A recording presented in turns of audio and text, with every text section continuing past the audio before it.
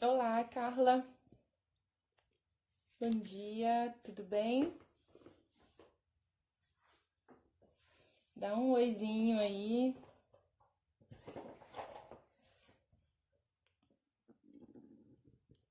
Isso, conseguiu sim acordar cedinho.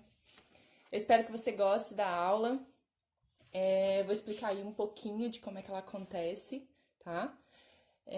Primeiro, comece a colocar o dedinho aí nos coraçõezinhos. Quanto mais vocês mandam coraçõezinhos nesses primeiros minutos da aula, mais pessoas são avisadas sobre a aula de hoje. A aula não, né? Aqui a gente tem um bate-papo, uma liberdade para vocês trazerem as demandas de estudos de vocês.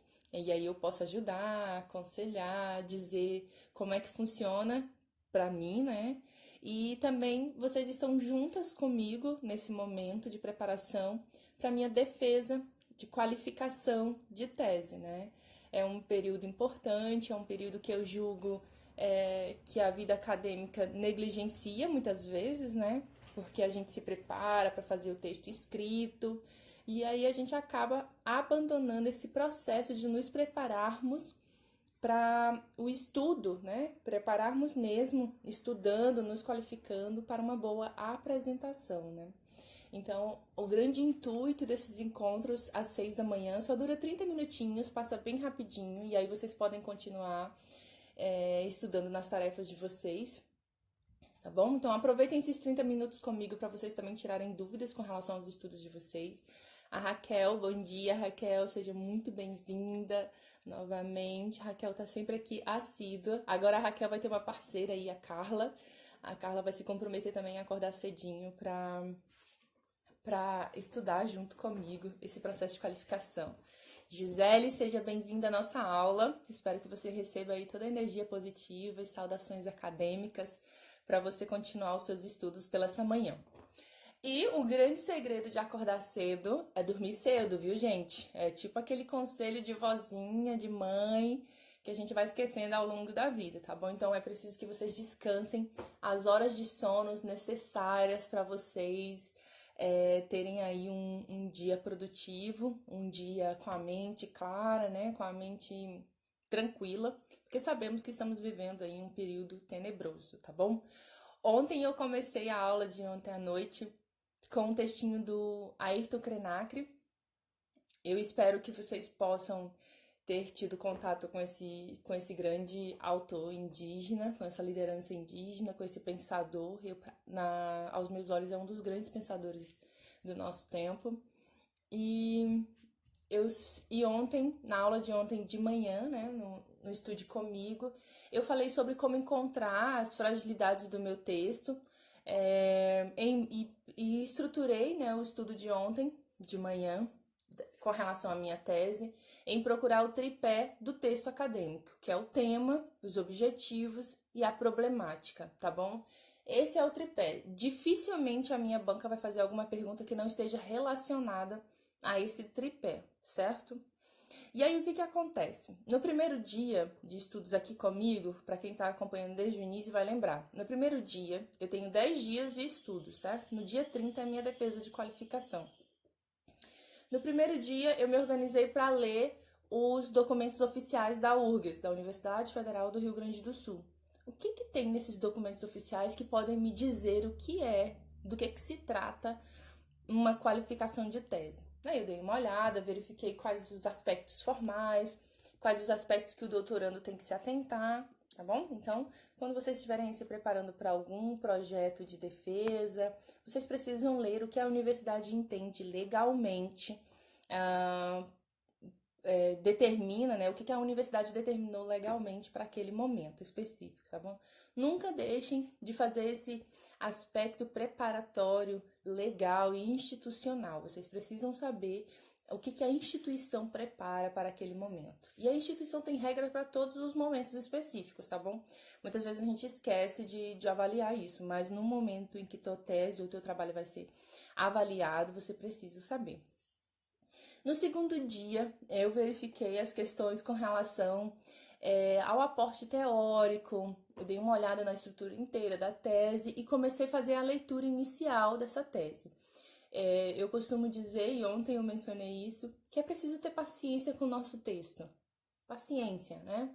Lendo minuciosamente, mas também com paciência, tentando encontrar, lendo com olhos de avaliador. Então, temos 3 dias de organização. Quando eu termino os 30 minutinhos de encontro aqui com vocês, eu continuo os meus estudos, né? Eu passo pelo menos 1h30 junto com a tese e depois vou fazer as minhas atividades normais. Para hoje, para o nosso momento de hoje, eu estou aqui olhando a tese. Ontem eu olhei bastante o resumo e ontem eu estava em busca de algumas lacunas. E aí hoje, no 4º dia de estudos, essa lacuna apareceu. O que é uma lacuna do texto? Eu pergunto a vocês. Nós estamos aqui em 4 pessoas. A Carla, a Raquel, a Gisele e eu, certo? Nós somos 4. Vocês já encontraram algumas lacunas no texto acadêmico que vocês estão fazendo? Esse exercício de avaliar e de ler e procurar as fragilidades do trabalho de vocês. Vocês já em algum momento lembram o que aconteceu quando vocês perceberam assim, poxa, essa etapa do meu trabalho está um pouco frágil? É diferente de achar o trabalho todo ruim, tá? Não é isso que nós estamos falando. Nós estamos falando de um processo que o seu trabalho já está estruturado, ele já foi avaliado por outras pessoas e você ainda assim, quando passa por uma leitura minuciosa, ainda encontra alguma fragilidade. Escreve aqui para mim, Raquel, ou meninas, Carla e Gisele, se vocês já passaram por algum momento específico em que vocês verificaram que o texto de vocês está um pouco frágil, né? Ele está ali precisando de algum ajuste. E eu percebi que o meu texto está precisando de um ajuste em uma parte muito central, certo? Lembra que ontem eu estava procurando, eu até falei das memórias que eu tive na época que eu fui montar o projeto. Por que eu lembrei das memórias? Gente, dificilmente a banca vai lembrar de vai perguntar alguma coisa que eu não consiga responder, porque existem respostas chaves para o trabalho. Essas respostas chaves já fui eu, pesquisadora, que propus. Porque a ideia central de uma pesquisa científica é uma só. Quando vocês perceberem que a ideia central da pesquisa científica são buscas por respostas de uma problemática que nós temos. Então, dificilmente a banca pergunta algo que não seja relacionado a essa problemática. E se essa problemática foi organizada por mim, enquanto pesquisadora, obviamente eu consigo respostas, já que eu estou argumentando e utilizando autores que possam trazer subsídios e respostas necessárias a essa problemática. Então, por exemplo, a fragilidade que eu encontrei, a banca vai perguntar assim, Fidelane, no capítulo 2, que você propôs uma análise com o conceito do teórico tal, percebo que você não apresentou as outras correntes desse teórico. E aí, é uma resposta que eu preciso ter, essa resposta pronta. Por quê? Eu sei que existem essas outras correntes desse teórico. E que essas outras correntes poderiam até agregar no meu trabalho, tá bom? Existe uma escolha, você pode mencionar ou não mencionar e ter que se preparar para essa resposta na banca, tá bom? Eu tive a escolha lá atrás de não mencionar essa outra teoria desse autor no meu trabalho, mas eu poderia ter feito uma nota de rodapé. Essa é a fragilidade do trabalho. Vocês sabem o significado da nota de rodapé? De fato, para que serve a nota de rodapé? E olha que eu tô falando aqui uma fragilidade do meu trabalho, né? Pra vocês, compartilhando. Olha aí, todos vocês já viram, já perceberam em algum momento uma fragilidade do trabalho acadêmico. Deixa eu contar pra vocês, ó. A fragilidade, ela se configura da seguinte forma. A Carla ainda não entendeu como é que acontece o processo de fragilidade no trabalho. É isso, Carla? Mas é assim, ó. Tá, não sabe a questão da nota de rodapé. Entendi, Carla, desculpa. O sim aquela hora era para dizer que já tinha encontrado fragilidade no seu trabalho e o não agora para dizer que não entende as configurações da nota de rodapé. Algumas pessoas usam a nota de rodapé para explicar quase tudo, né? Ou então para fazer uma tradução. Mas o grande lance da nota de rodapé, o grande aspecto da nota de rodapé é para suprir essa lacuna do meu trabalho. Eu explico para vocês de uma forma bem tranquila agora.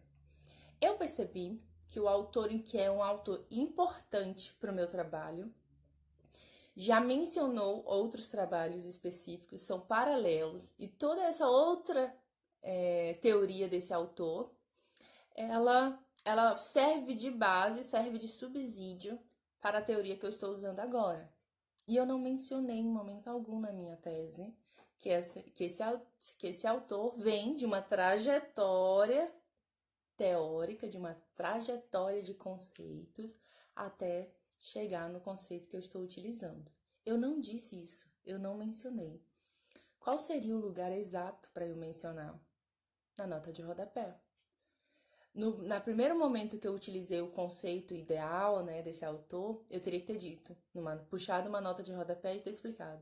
Olha, o autor fulano de tal, na década X, apresentava tais e tais correntes teóricas, ele tinha determinados conceitos, percepções, visões, posturas, e ele desenvolveu tais e tais aspectos, até que chegou ao conceito que eu estou utilizando nessa tese. Gente, é algo muito rapidinho de se fazer e algo que teria me ajudado muito. Então, uma nota de rodapé pequena poderia ter me auxiliado, porque a grande questão é ter uma resposta pronta para a banca. E eles vão perguntar dessa fragilidade, né? Assim, eu imagino que a minha banca vai perguntar assim, olha, você não mencionou outros aspectos teóricos desse autor. Você teve a escolha ou você não conhecia a trajetória desse autor? E aí eu vou responder para eles que eu conhecia a trajetória desse autor e não coloquei na tese. E isso não é uma resposta, não é uma resposta que eu diria assim, madura, entende? Então eu estou procurando outras respostas que possam me auxiliar diante da banca, porque eu sei que eles vão perguntar sobre a trajetória desse autor, porque esse autor é um autor central. E aí vocês percebem comigo a importância da nota de rodapé? Se eu tivesse colocado apenas uma nota de rodapé justificando a construção teórica desse autor, eu teria aí um argumento. Olha, professor, realmente eu não mencionei a trajetória teórica desse autor, nem o crescimento que ele teve a partir de tais e tais conceitos, que são subsídios e são base para o conceito atual, que é o conceito que me interessa. Mas eu coloquei e justifiquei em uma nota de rodapé, que foi uma decisão teórica consciente, uma decisão em que eu percebi a importância do conceito atual, e esse conceito atual é o que serve de base para os meus argumentos teóricos metodológicos. Entenderam? Se eu tivesse colocado uma nota de rodapé, eu tinha um argumento consciente para apresentar à banca. Como eu não coloquei na nota de rodapé, estou aqui no dia de hoje estudando maneiras de responder de uma forma comprometida com a banca, né? Levando em consideração a postura que eles me trouxeram, porque das duas, uma. Ou eu vou aceitar, a Carla acabou de responder que entendeu. Olá, Derson. Olá, Cláudia. Sejam muito bem-vindos. Eu estou aqui abrindo com vocês que no quarto dia de estudos eu estou procurando lacunas, eu estou procurando fragilidades na tese. E, claro, obviamente, vou encontrar fragilidades na tese. Acabei de compartilhar com as meninas que eu encontrei uma fragilidade da qual eu ainda não tenho uma resposta. Eu não tenho uma resposta completa, né? Oi, Jaque, seja bem-vinda aos nossos minutinhos diários de estudo, tá? Hoje eu estou abrindo aqui com o pessoal, estou ajustando para que não fique algo muito solto. Mas eu estou procurando lacunas na minha tese para que o momento da qualificação eu me sinta um pouco mais preparada. Obviamente, eu não tenho noção de tudo que a banca vai perguntar, mas geralmente todas as perguntas da banca elas vão atacar a minha problemática de estudos. O coletivo cultural acabou de entrar, sejam muito bem-vindos. E quando a banca pergunta algo relacionado à minha problemática, obviamente eu já tenho arsenal argumentativo para responder à banca. O que não pode acontecer é eu receber todas as perguntas e ficar passiva e dizer, não, ok, eu concordo com tudo. Eu preciso argumentar, mostrar quais foram as minhas escolhas teóricas. Olá, o negrinho comum acabou de entrar, bom dia. Gente, eu vou mandar um beijo pra vocês, cheio de energia, para que vocês comecem o dia lindamente, tá bom? E voltando ao foco do nosso encontro, eu preciso de respostas. Eu não posso ser uma doutoranda passiva nesse momento, porque o texto não é passivo. A todo momento eu faço escolhas teóricas. Eu tenho que debater se eu coloco ou não coloco. E o momento que eu tenho 3 autores cruciais, né? Autores importantíssimos. E o meu primeiro autor, que é esse que eu encontrei, a fragilidade, ele tem uma trajetória teórica, né? Ele teve uma trajetória antes de encontrar esse conceito, que é o conceito-chave do meu trabalho. E eu não mencionei essa trajetória desse autor. Eu não mencionei o amadurecimento teórico desse autor. No meu trabalho, em nenhum momento eu menciono. Isso é uma fragilidade grosseira. E a minha banca vai saber o porquê que eu não fiz isso. Por que eu não mencionei. E aí eu mostrei para as meninas que estavam aqui comigo desde o início que eu poderia ter uma resposta muito simples e básica caso eu tivesse colocado essa trajetória em uma nota de rodapé. O conceito atual dele, no momento que eu citei, a primeira vez eu citei o conceito atual desse autor, eu tinha que ter puxado uma nota de rodapé. Olha, esse conceito nasce de um amadurecimento, de uma trajetória teórica do autor X. Isso já seria uma grande bengala argumentativa. Eu vou olhar para a banca e vou dizer assim, ó, muito bem, professor, a sua pergunta eu começo a responder utilizando a nota de rodapé da página tal, onde menciona a carreira e a trajetória desse autor, mas que no momento a escolha foi que, para minha tese não ficar com muitos recortes, né, ou muitas aberturas teóricas, eu escolhi não apresentar esse momento teórico anterior a este conceito que é tão importante para a minha tese. Essa seria uma utilização sábia de uma nota de rodapé. Eu não coloquei a nota de rodapé, não sei ainda como será a argumentação propriamente dita. Então, quando eu terminar aqui com vocês, vou continuar estudando em busca de uma resposta que seja adequada à banca, porque eu sei que eles vão perguntar. Eu sei que eles vão perguntar. Se fosse um autor que não fosse central, né? Talvez eles não perguntariam. Mas como é um autor muito central, a pergunta já está pronta.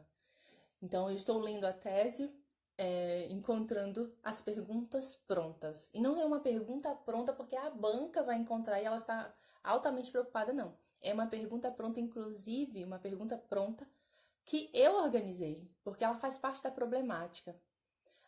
Eu estou falando sobre escrita literária, né? E a desautorização dos gêneros narrativos. Eu não acredito que um texto seja somente aquilo que ele se propõe a ser. Um texto é muito maior. Se tu escreve um romance, você não tem apenas um romance. Você tem um texto que às vezes desautoriza as normas e as regras, né? Então eu trabalho com essa desautorização dos gêneros literários. Então, se eu estou falando dessa desautorização dos gêneros literários, e esse meu autor central teve uma trajetória que muitas vezes pontuou aspectos muito importantes para essa desautorização de gêneros, e eu não menciono, isso é uma fragilidade que eu em algum momento decidi, poxa, eu não vou colocar a trajetória desse autor, porque é tão importante que eu explicite perfeitamente esse conceito que ele utiliza, que não vai ser relevante agora. E aí deixei passar. Né? Não coloquei como uma nota, não coloquei como um comentário, não coloquei como nada. Então, não é uma resposta que vai desvalidar o meu trabalho, não é uma pergunta que desvalida o meu trabalho, é uma pergunta simples até, né? É simplesmente o porquê que eu não menciono a trajetória desse conceito, como se ele tivesse surgido do nada, e não é esse aspecto que eu preciso passar para a banca, né? Então, existem aí o aspecto de aceitação, eu aceito essa pergunta, né, de que meu trabalho não fala da trajetória desse autor e vou em busca de uma melhor resposta. Eu vejo possibilidade de aceitar que vou inserir esse autor, né, a trajetória desse autor em algum momento. Ou utilizando a nota de rodapé, que eu acho que eu vou utilizar, ou então concordando com as sugestões que a banca vai fazer, porque eles vão fazer sugestões. Olha, é preciso que você abra aí um diálogo em um desses parágrafos referentes a esse autor, para que você coloque, para você mencionar esse autor, a trajetória desse autor X, tá?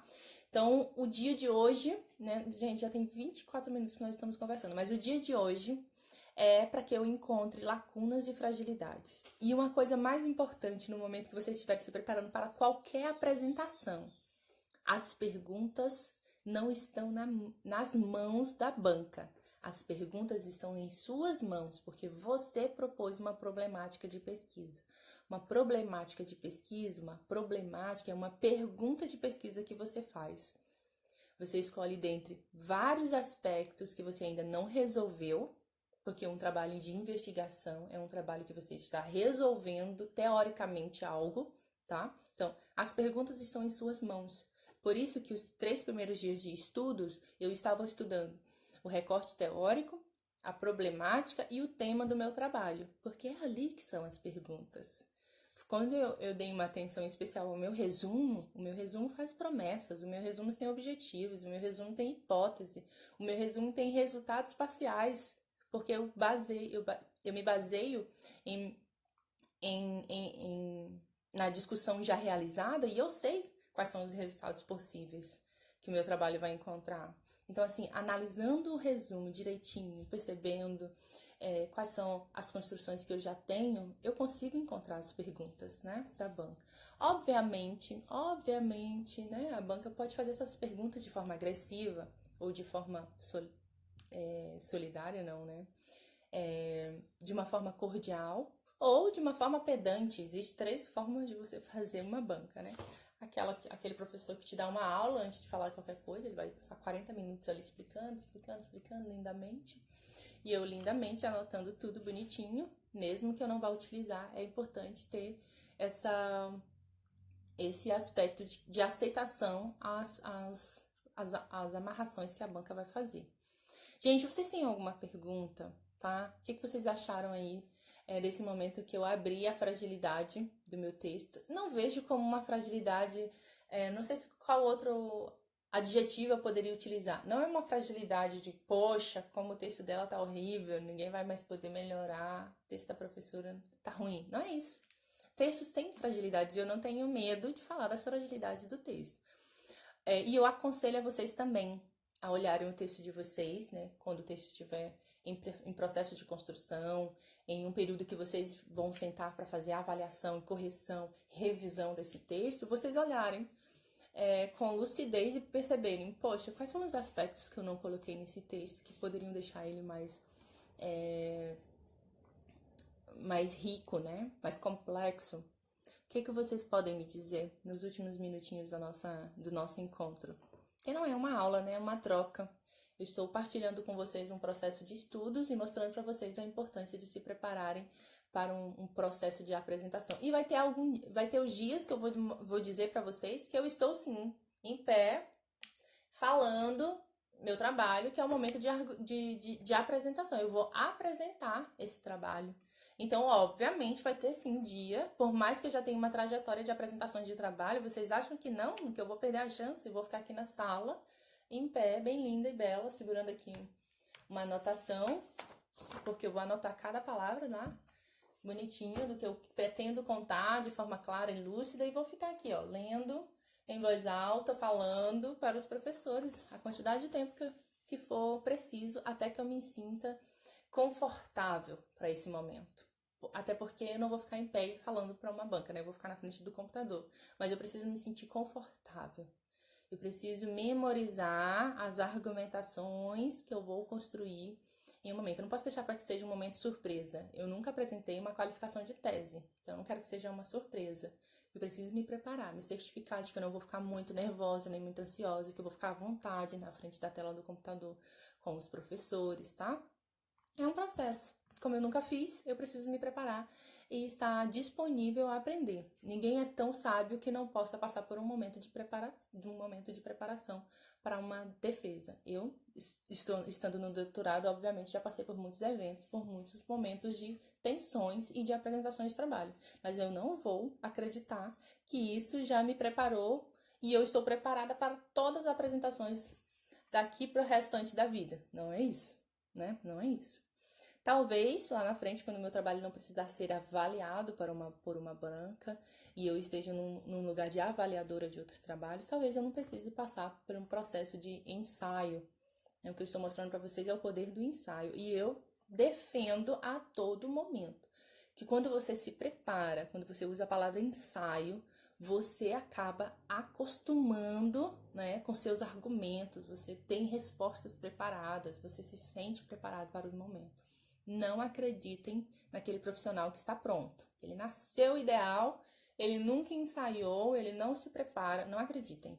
Provavelmente é alguém que está escondendo o processo de bastidores, né? Esse aqui é o meu bastidor e eu estou partilhando junto com vocês porque eu acredito muito nesse processo de partilha. Deixa eu ver aqui o que o Claudio Renan falou.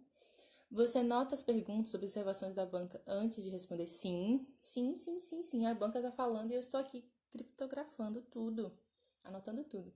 Geralmente, você pode pedir para gravar, né, a arguição do professor.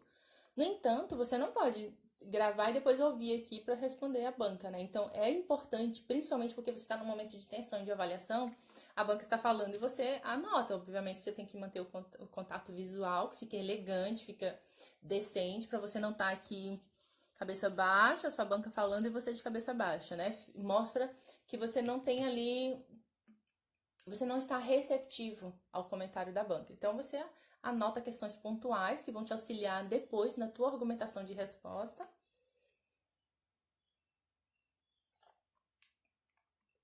E esse momento que você anota é o momento que você cria um espelho de resposta, né? Ele perguntou alguma coisa específica sobre o autor X, você brevemente faz umas anotações e depois responde a partir do seu bloquinho de anotações. Obviamente nunca foi assim, não foi sempre assim, tá, gente? Teve um momento na minha defesa de dissertação, na mestrada, teve um momento que o professor fez Não, tem uma história de defesas. Um dia eu ainda vou contar pra vocês. Mas a defesa da minha dissertação foi muito interessante. Eu aprendi muito. Porque teve um único comentário da banca, de um professor específico. Já tinha praticamente terminado. Eu já estava ali exausta de ter respondido várias coisas. Mas teve um apontamento da banca que virou a minha tese do avesso, a minha dissertação do avesso. Sabe? Foi muito interessante ele ter feito aquela partilha, porque até hoje o amadurecimento que eu levo depois da banca é tremendo. Ele destroçou, assim, a minha dissertação. Ele deixou ela complexa. Ele não resolveu as questões, ele não só aceitou ou levantou questionamentos. Ele disse assim, olha, vamos deixar do avesso aqui a tua dissertação. Um dia eu explico pra vocês, mas foi muito interessante, então é valioso demais o momento de colocar em xeque o teu trabalho para alguém ler, criticar, acrescentar, te explicar por outras visões. Então, assim, meu trabalho ficou muito mais rico, meu trabalho de dissertação ficou muito mais rico depois do comentário daquele professor, tá? Perguntando, seguir o índice é um bom modo de eliminar cada matéria de um assunto? Seguir o índice.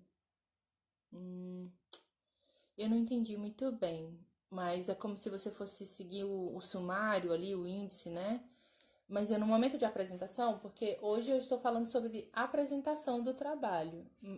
Eu não entendi muito bem, tá? Mas geralmente quando a gente consegue seguir o índice direitinho, a gente consegue dar conta e consegue dar um volume de texto, tá?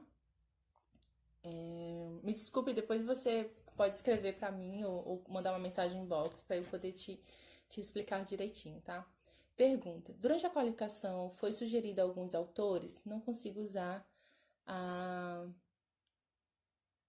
autores, já que distam na minha proposta inicial. Não consigo usar. É assim, eles não podem. Eles, durante a qualificação foi sugerido alguns autores. Eu ainda vou passar pela qualificação, né? Eu estou me preparando nesses 10 dias para a qualificação que vai ser no dia 30 de abril. Essa é a data final. Nesse momento de qualificação, eles podem sugerir autores. E vai ser depois, quando eu chegar em casa, obviamente, porque durante a banca é natural que o doutorando aceite as sugestões da banca e diga, não, professor, eu vou verificar, vou analisar esses autores, obrigado pela partilha e pela disponibilidade de me indicar esses autores. Eu ainda não tinha verificado, ou então eu já tinha verificado, mas vou olhar novamente. Então, assim, eu aceito esses autores indicados no dia da banca e depois eu faço uma avaliação em casa se vai ser necessário ou não, tá bom? Mas o momento da banca, ele é um momento ensaiado, né? Eu sei mais ou menos como eu tenho que agir. Então, eu obviamente vou dizer que vou analisar os textos que os professores estão gentilmente indicando. Porque vocês pensam, eles leram meu trabalho, eles pensam em livros para indicar, eles estão fazendo apontamentos críticos importantes. Então, como é que eu vou fechar e não ter vontade de aceitar aqueles conselhos, né? Eles vão, na verdade, eles estão me trazendo perspectivas que eu ainda não encontrei sozinha e que meu orientador ainda não pôde encontrar. Então, é sempre importante dar uma olhada nas indicações que eles vão indicar. Assunto. Desculpe, quis dizer assunto. Perguntando se o assunto, do modo de eliminar a matéria de um assunto. Mesmo assim, ainda não consegui. Jaque, como dizer isso de forma cordial? A resposta de forma cordial tem várias formas de ser cordial com a banca. Peraí. O coletivo acabou de responder que entendeu. Até que ponto é relevante lançar a mão de teóricos de uma corrente contrária às que você escolheu como central para sua tese? Então, não é uma questão eu não acho interessante levar uma corrente que seja contrária, né? Se a banca sugerir algo que seja muito contrário, obviamente, eu vou dizer, professora, essa corrente aí, ela é completamente contrária. Eu tenho essa liberdade, eu acho que eu diria, na maior sinceridade, se a banca indicar algo que seja muito contrário ao que eu estou apresentando, eu quero ter essa liberdade, essa postura de dizer para os professores que não faz parte do que eu pretendo colocar na tese, né? Que vai ficar alguma coisa controversa, difícil de encontrar o fluxo do texto. E falar em fluxo de texto, Desson, o meu exemplo anterior é que eu encontrei uma fragilidade na tese, assim, eu sei dessa trajetória teórica que seria importante, porque afinal de contas o autor que me trouxe esse conceito, que já está pronto, né, ele fala sobre a fluidez dos gêneros narrativos, né? Eu tenho uma metáfora que é o rebojo do rio. O rebojo das águas é quando as águas estão muito profundas, né? Aquelas águas profundas que elas sobem no rebojo, que elas vêm no rompante. Então, águas profundas que aparecem na superfície das águas, né? E eu trabalho com esse conceito dentro do texto. Então, o gênero literário, ele engessa o texto como se ele fosse apenas uma perspectiva. Mas existe algumas coisas que no texto que elas vêm como se fosse rebojo, elas vêm de baixo para cima. Então, elas saem das profundezas desse gênero e elas se tornam depois a superfície. Quer ver um exemplo? Às vezes você acaba de ler um romance ou de ler um livro que você já está acostumado ali com aquele gênero, mas ainda assim tem um incômodo do novo, algo surgindo ali que você diz, nossa, eu gostei demais desse texto, esse texto trouxe alguns aspectos que mexeu comigo.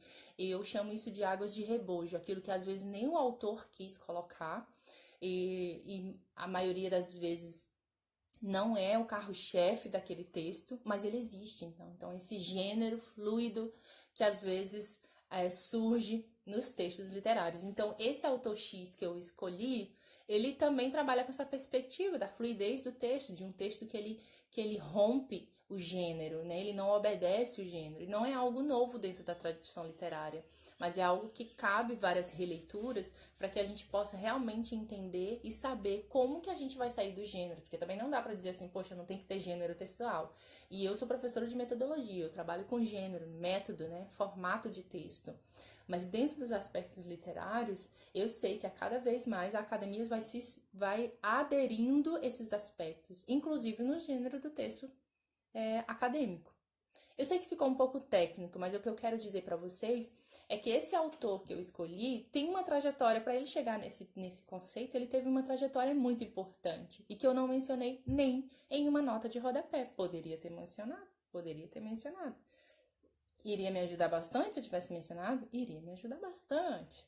Mas aí, como eu não mencionei, eu tenho que procurar primeiro o porquê que eu não mencionei, porquê que eu escolhi não mencionar na época que eu estava produzindo o texto. Se foi por pressa, se foi por negligência, ou se foi por algum pensamento do tipo assim, ah, não precisa, vai dar muito trabalho. Não sei, eu tenho que ser sincera comigo nesse momento, porque o que eu não posso passar para a banca é do tipo, nossa, professor, não sei o que te responder, realmente não coloquei. Não é isso que eu tenho que mostrar para a banca. Eu tenho que responder exatamente, olha, professor, eu fiz uma escolha nessa época da produção do trabalho. Olha, uma resposta que seria perfeita que me veio agora. Ainda acrescentarei, professor. Isso realmente é importante, essa tradição literária realmente é importante. Eu acredito que mais para o final do meu trabalho eu vou mencionar a trajetória desse conceito. Ponto, né? E é isso. Encontrando fragilidades e encontrando os motivos do porquê que eu não mencionei. Abri aqui para vocês uma questão muito importante. Espero que tenha sido útil, porque se não tiver sido útil, para vocês não tem sentido nenhum de ter acontecido, né? Então, espero que auxilie vocês nos processos e que vocês estejam aí comigo até o dia 29, 10 dias, estudando para me preparar para uma defesa de qualificação. Um beijo, uma boa manhã para vocês, um dia excelente de trabalho, de descanso. Estou no início da escrita, então não achei as lacunas. Exato, Carla, E nem é o momento de procurar ainda, porque senão, se você começar no início a procurar as lacunas, as fragilidades, você não vai ter o desejo por continuar a escrita, tá bom? Então, deixe esse momento de revisão um pouco mais pra frente, tá? Minha pesquisa tem características autobiográficas. Ah, que legal, isso é bem interessante. Adoro falar sobre esses assuntos, tá bom? Sempre que precisar, estarei aqui, mande mensagens ou inbox. Vai lá na bio do Instagram aqui do Movimento Acadêmico, tem descrições para WhatsApp, Telegram, tem um canal no YouTube também, tá bom? Fique à vontade. Em todos os canais estarei lá falando nessa mesma perspectiva sobre cuidado do texto, preparação prévia para os trabalhos acadêmicos, tá? Deixa eu ver aqui que o Derson compartilhou. Mas, por exemplo, a abordagem de gênero fluido não seria um tema novo na literatura? Não seria um tema novo na literatura? Sendo assim, você teria liberdade de não citar esses teóricos que trabalham o gênero literário de modo mais rígido? Sim, sim.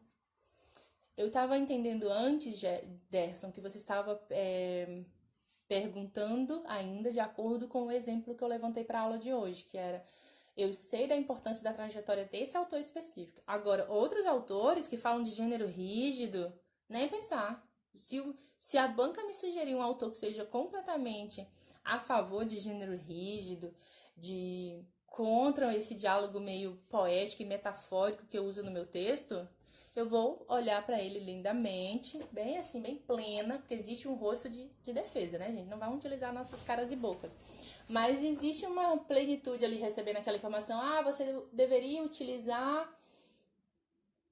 Sei lá, eu vou falar uma coisa bem esdrúxula. Uma vez eu estava apresentando um trabalho que eu falava sobre a Amazônia, falando sobre literatura indígena, toda lá, linda e bela. Trouxe Ana Pizarro, que é uma pesquisadora chilena que trabalha com essas questões. Trouxe Ayrton Krenak, trouxe muitos autores e autoras que trabalham com a perspectiva decolonial. E uma colega minha sentada assim na frente falou assim, não sei, eu acho que você deveria utilizar Deleuze e Guattari, porque Deleuze trabalha com essas perspectivas, e Deleuze é um filósofo eurocêntrico e tal, lá, né?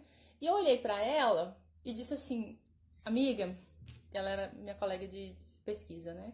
Colega assim, né? Daquelas colegas que não aceitam nunca o que tu fala. Então, Eu já utilizei Deleuze, eu sei quais são as utilidades de Deleuze, mas para o meu trabalho, esse trabalho específico, ele não vai ser convidado. Foi assim que eu respondi pra ela. Pra banca eu não vou responder assim, né?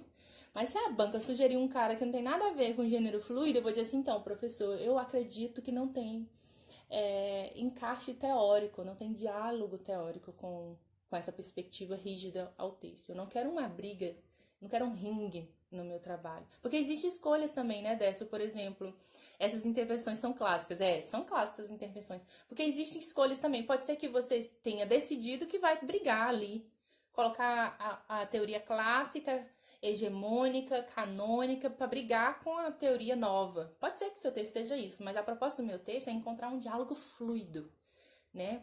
É como se ele fosse o argumento pronto. Quem lê minha tese vai dizer assim, caramba, realmente, então, o texto tem que ser fluido, porque ele é um argumento pronto. Eu quero um processo de convencimento para que o texto seja... Quem lê minha tese vai dizer assim, realmente, não existe outra possibilidade de existir texto que não seja no texto fluido. Essa é uma escolha teórica, isso é um amadurecimento teórico. Tem 4 anos que eu estou mergulhada nessa tese. Então eu sei as intenções que eu estou colocando nela para convencer as pessoas que a lerem de que o texto precisa ser fluido. Ele não é um debate entre uma corrente X, xaralalá, que falou totalmente o oposto e aí eu vou brigar no final e vou fazer uma análise e dizer agora sim, gente, vou convencê-lo de que o texto é fluido. Não, eu já parto do argumento que o texto é fluido. Ele não existe a perspectiva de um gênero completamente rígido. As evoluções dos gêneros, elas nascem justamente de quando o autor ali está entre a disputa de forma e conteúdo, de forma com criatividade. Essa disputa sempre houve. Essa disputa sempre houve. Eu peguei a metáfora do rio, eu trabalho com 3 rios, o rio Amazonas, o rio Danúbio e o rio da Prata, e estou trabalhando com metáforas sobre fluidez, sobre desautorização das formas. Um rio, ele até atende a uma forma específica, as águas, né? No geral, se você coloca uma água dentro de uma xícara, ela vai ficar naquele formato. Mas a tendência natural da água é desautorizar as formas. Olha um argumento que eu estou utilizando. Desautorização das formas a partir da figura das águas.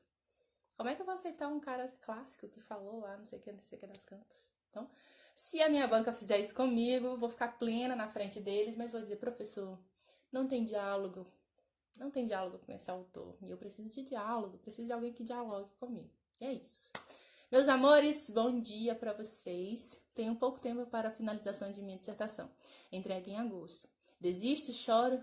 Ainda tem jeito? Claro que tem jeito. Claro que tem jeito. Vamos aqui no movimento acadêmico que a gente encontra possibilidades de dar um jeito. Primeiro, a gente já tem que saber e analisar o que você tem, tá? Manda uma mensagem pra mim lá no WhatsApp, vamos fazer um processo de mentoria que eu tenho certeza que eu vou te auxiliar muito, tá?